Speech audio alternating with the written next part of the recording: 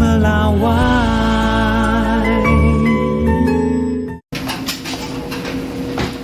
Beginilah suasana lokasi rumah produksi kue tutun yang berada di kawasan Teluk Betung, Bandar Lampung, Lampung.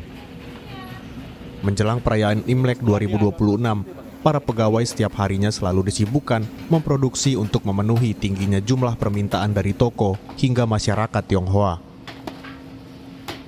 Rumah produksi kue tutun atau yang juga dikenal kue keranjang ini merupakan usaha yang digeluti secara turun-temurun sejak tahun 1978 oleh keluarga Hasan Kurniawan. Menghadapi tingginya permintaan jelang Imlek, Hasan harus menambah jumlah pegawai mencapai 20 orang, yang dalam sehari bisa memproduksi lebih dari 2.000 kue tutun. Mulai meningkat gak sih? Kalau kue tutun itu biasanya itu kan hari hanya itu kan setengah bulan menuju Imlek. Itu hari puncaknya biasanya itu minggu ketiganya. Jadi seminggu sebelum Imlek itu hari puncaknya. Ya. Kalau sekarang kondisinya gimana? Kalau udah ada pesanan-pesanan? Sudah ada. Pesanan sudah masuk, cuman barang belum diambil. Masih dipending, nanti tunggu di hari hanya baru diambil gitu. Hamin 7 baru sama yang ambil mereka. Rata-rata dari mana kok? Kalau saya banyak kan dari Bandar Lampung aja.